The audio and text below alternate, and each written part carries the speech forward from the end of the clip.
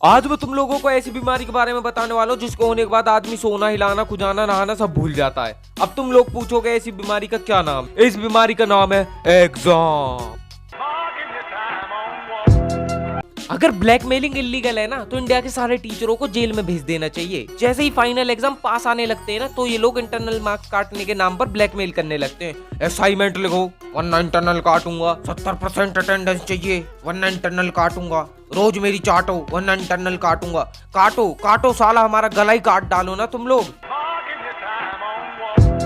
India में class में एक ना एक बच्चा तो ऐसा होता है जिसके माँ या बाप टीचर होता है और ये बच्चा क्लास में टॉप भी करता है हमेशा। कैसे? कौन बताएगा? अरे मैं बताऊंगा, अभी मैं जिंदा हूँ। अगर ये टीचर का बच्चा है तो इसका होमवर्क माफ, पनिशमेंट माफ, चीटिंग करना माफ, गाली देना माफ, रॉन्ग करा वो भी माफ। वैसे भी क्वेश्चन तो इसको पहले से पता होते थे, तो इसको पढ़ा लिखा करो, सीधे इसे IIT की डिग्री हाथ में दो और इसे साइंटिस्ट बनवा दो और नासा भेज दो। जैसे ही हम एग्जाम देने बैठते थे वैसे ही 3-4 खड़ूस टीचरों की स्क्वाड आती थी हमारी चीटिंग चेक करने के लिए। ये क्या है? पैसे हैं सर। बाहर रखो। ये क्या है? वॉलेट है सर। बाहर रखो। ये क्या है? सर ये तो ऑपरेशन करने के बाद ही निकल पाएगा। जैसे ही क्वेश्चन पेपर हाथ में आता है तो क्लास के कुछ बच्चे पेपर को ऐसे लिखने लगते हैं जैसे ही सुबह ब्रेकफास्ट में ये लोग किताबें ही घोट कर पी के आए हो। इनके मोटे मोटे आंसर को देख के ऐसा लगता है कि अगला एलन मस्क यही बनेगा। अब इसी के बीच में एक ऐसी जानी पहचानी आवाज आती है जिसे सुनने के बाद सभी लोगों के कान ऐसे खड़े हो जाते हैं जैसे उनके कान में कोई मूत कर चला गया हो। Sir supplement. जो बच्चा सप्लीमेंट मांगता है ना तो सारे बच्चे उसको ऐसे घूरने लगते हैं जैसे उसने सप्लीमेंट ना मांगा हो, सर से उनकी बेटी का हाथ मांग लिया हो। जैसे ही एग्जाम खत्म हो जाता है वैसे हमें कॉपी बांधने के लिए थ्रेड दिया जाता है और जो क्लास में सर होता है वो हम पे ऐसे प्रेशर बनाता है बांधने के लिए कि जैसे ही हमने उसके टट्टे दबा रखे हो। जल्दी बांधो वरना तुम्हारी कॉपी छीन लूंगा। अरे इस बहन के पकोड़े को कोई समझाओ कि जल्दी कैसे करें, इस पतले से धागे से 32 पेज की कॉपी कैसे बांधूं मैं।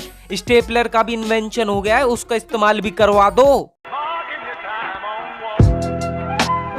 जैसे ही रिजल्ट आता है ना वैसे ही पापा लोग बोलने लगते हैं, वो देखो शर्मा जी के बेटे को 99% लाया। पर पापा मेरी क्लास में शर्मा जी का बेटा नहीं पढ़ता। चुप, बिल्कुल चुप। अरे भाई सारे अच्छे काम करने का ठेका क्या शर्मा जी के बेटे नहीं ले रखा है? और कहाँ है वो? मिलवाओ मुझसे। एक बार मिल गया ना तो उसका मुंह फोड़ूंगा और पूछूंगा कि मैंने तेरा क्या बिगाड़ा है जो तूने मुझे परेशान करके रख रखा है बचपन से।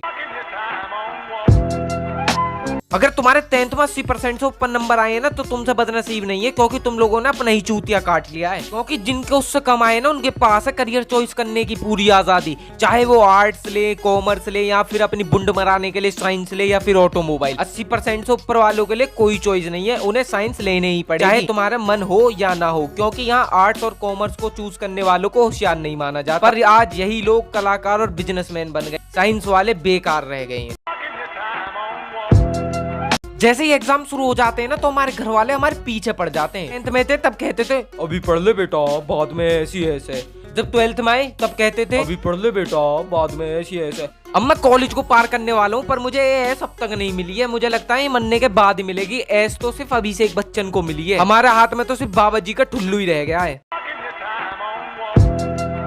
अगर आप मेरी तरह एग्जाम की आखिरी रात में पढ़कर अच्छे नंबर से पास हो जाते हैं तो इस वीडियो को लाइक करो, कमेंट करो। अगर नहीं हो तो मेरे चैनल को सब्सक्राइब करो। तो मैं मिलता हूँ आपको एक और नई वीडियो के साथ। तो बाय बाय।